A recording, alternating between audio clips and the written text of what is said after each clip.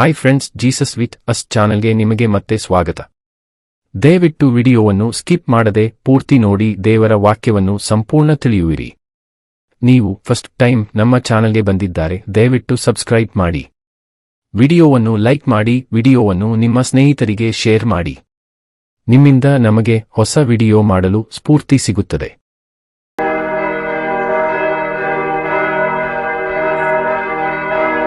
ಕೀರ್ತನೆಗಳು ಅಧ್ಯಾಯ 85.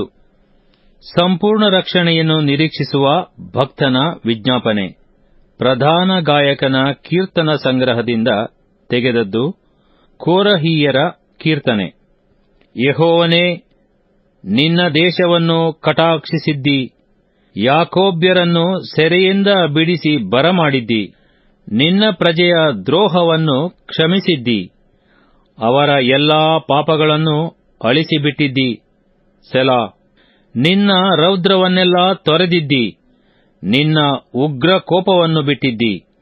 ನಮ್ಮನ್ನು ರಕ್ಷಿಸುವ ದೇವರೇ, ನಮಗೆ ಅಭಿಮುಖನಾಗು. ನಮ್ಮ ವಿಷಯದಲ್ಲಿ ಬೇಸರವನ್ನು ಬಿಡು. ಸದಾಕಾಲವೂ ನಮ್ಮ ಮೇಲೆ ಸಿಟ್ಟು ಮಾಡುವಿಯಾ? ತಲತಲಾಂತರಗಳಿಗೂ ಕೋಪವನ್ನು ಬೆಳೆಸುವಿಯೋ? ನಿನ್ನ ಪ್ರಜೆಯಾದ ನಾವು ನಿನ್ನಲ್ಲಿ ಆನಂದಿಸುವಂತೆ ನೀನು ನಮ್ಮನ್ನು ಚೈತನ್ಯಪಡಿಸುವುದಿಲ್ಲವೋ? ಯೆಹೋವನೇ, ನಿನ್ನ ಕೃಪೆಯನ್ನು ನಮಗೆ ತೋರಿಸು, ನಿನ್ನ ರಕ್ಷಣೆಯನ್ನು ಅನುಗ್ರಹಿಸು. ಯೆಹೋವ ದೇವರು ಏನು ಹೇಳುತ್ತಾನೋ ಕೇಳುತ್ತೇನೆ. ಆತನು ತನ್ನ ಭಕ್ತ ಜನರಿಗೆ ಸಮಾಧಾನ ವಾಕ್ಯವನ್ನು ಹೇಳುತ್ತಾನಲ್ಲ.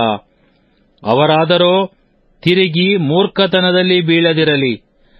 ಭಯಭಕ್ತಿಯುಳ್ಳ ಜನರಿಗೆ ಆತನ ರಕ್ಷಣೆಯು ಹತ್ತಿರವಿರುವುದು ಸತ್ಯ.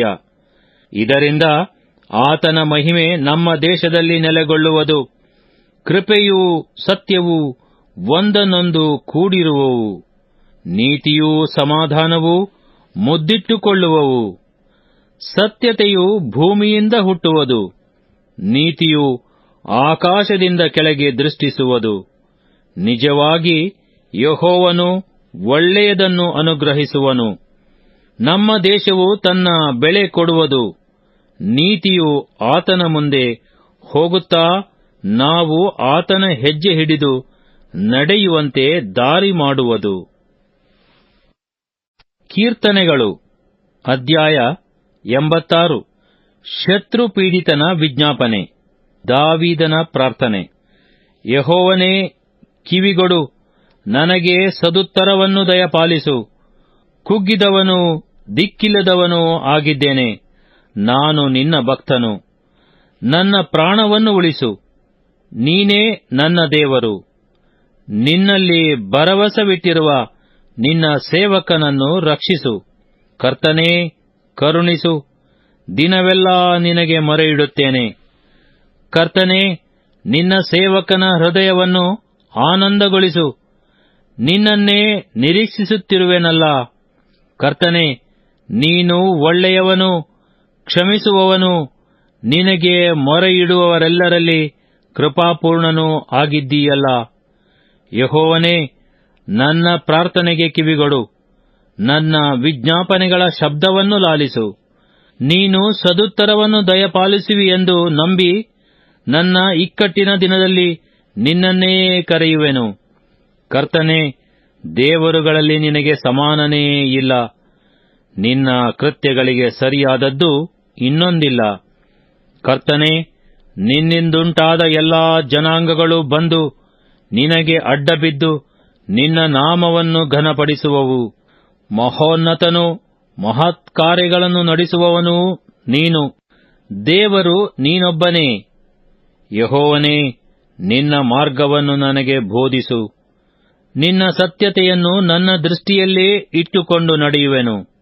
ನಾನು ನಿನ್ನ ನಾಮದಲ್ಲಿ ಭಯಭಕ್ತಿಯಿಂದಿರುವಂತೆ ಏಕಮನಸ್ಸನ್ನು ಅನುಗ್ರಹಿಸು.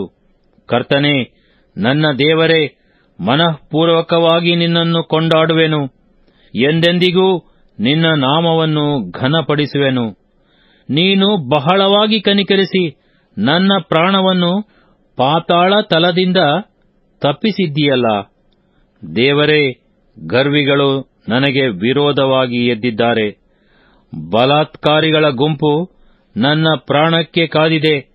ಅವರು ನಿನ್ನನ್ನು ಲಕ್ಷಿಸುವುದಿಲ್ಲ. ಕರ್ತನೇ, ನೀನು ಕನಿಕರವೂ ದಯೆಯೂ ಉಳ್ಳ ದೇವರು, ದೀರ್ಘಶಾಂತನು, ಬಹಳ ಪ್ರೀತಿಯೂ ನಂಬಿಕೆಯೂ ಉಳ್ಳವನು. ಕಟಾಕ್ಷವಿಟ್ಟು ನನ್ನನ್ನು ಕರುಣಿಸು.